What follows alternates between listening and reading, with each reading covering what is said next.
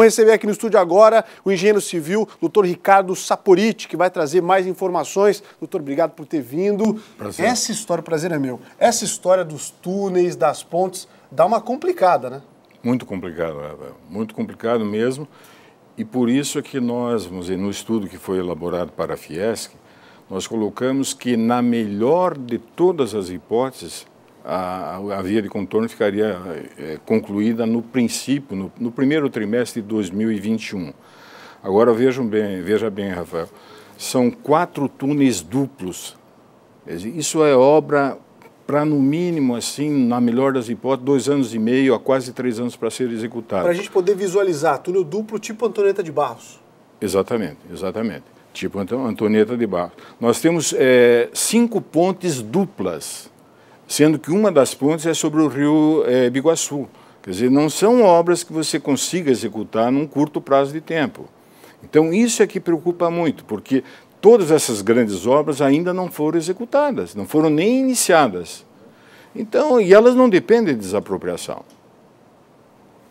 Elas não dependem nenhum. Então, o que nós constatamos? Que a concessionária, a autopista, ela atacou realmente aproximadamente 70%, 75% da extensão total do segmento. Só que ela aplicou, na verdade, aproximadamente 25% do total do investimento necessário. Então, isso significa dizer o seguinte: foram atacadas as partes assim com custos menores. Essa parte que são quilometragens menores, mas com custo muito elevado por quilômetro, essa parte ainda não foi atacada. O que a gente tem visto, então, de obras trabalhando é terraplanagem. Tem aproximadamente de terraplanagem executada em torno aí de uns 30 quilômetros, mais ou menos. Agora, de pavimentação, deve ter em torno de 17 quilômetros executado.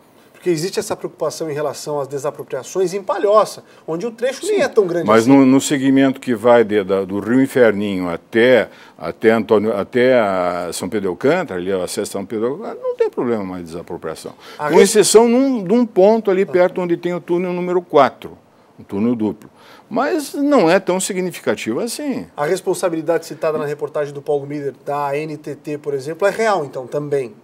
É um dos fatores. Você veja o seguinte, o problema de licenças ambientais, pelo que me consta, todas elas já estão deferidas. O que está faltando é alguma licença para início de obra que depende da apresentação do projeto de engenharia. Agora, aonde que estão esses projetos de engenharia? Estão dependendo, já foram feitos? Estão dependendo de aprovação pela NTT? Isso aqui eu acho que a sociedade tem que saber.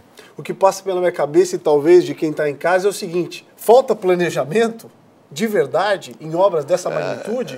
Eu não quero acusar que esteja faltando planejamento. Agora eu quero dizer o seguinte, que todos nós que somos usuários da BR-101, desde do Rio da Madre até Curitiba, estão pagando nas praças de pedágio essa obra. Quer dizer, nos 5 postos de pedágio que tem entre o Rio da Madre e Curitiba, um DX lá, algo significativo, é referente à via de contorno desse valor de pedágio. E quanto mais atrasa, mais a gente vai pagar. Mas nós vamos pagar. E o que? Aquilo que a reportagem colocou. O primeiro prazo seria 2012, aí passou para 2015, passou para 2017, agora passa para 2019. 4 vezes, né? Só que eu acho que o tal cronograma físico-financeiro, o físico principalmente, eu acho que tem que ser colocado para a comunidade para poder analisar, porque nós não temos acesso a esse cronograma físico das obras. Talvez até seja poder mais necessária cobrar a transparência, uma maior transparência. Exatamente. O que eu sei, vamos dizer, existe problema de desapropriações no segmento de Palhoça.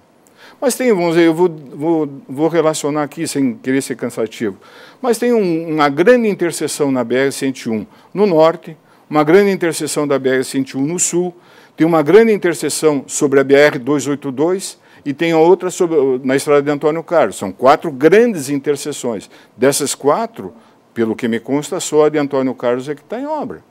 Por que as outras não estão em obra? Essa é uma boa pergunta e ela fica no ar então, por uma reflexão. Esses detalhes são pontos assim, não, uma interseção significa ali 700 metros. Então, em termos de extensão, ela não é significativa. Porém, em termos de investimento, é. Isso é que a sociedade tem que saber. Quero agradecer a presença do engenheiro civil, doutor Ricardo Saporiti, que trouxe grandes informações para a gente elaborar e pensar um pouco mais em relação a esse projeto que gera muito dinheiro, que vai gerar, sim, ótimas consequências, mas que também precisa de um debate mais amplificado. Porque, Rafael, eu vejo o seguinte, são 22 mil veículos dia, veículos pesados, que quando ela estiver pronta vão desviar do segmento que vai de Palhoça até Biguaçu. Verdade. Então isso vai aliviar tremendamente o tráfego nessa região da BR-101. Isso, consequentemente, até o acesso de Florianópolis vai ser aliviado. O acesso pela BR-282. Com toda certeza. Tá. Doutor, obrigado pela presença, uma boa tarde Foi e um ótimo prazer. carnaval. Tá. Obrigado por ter vindo. Obrigado, foi um prazer.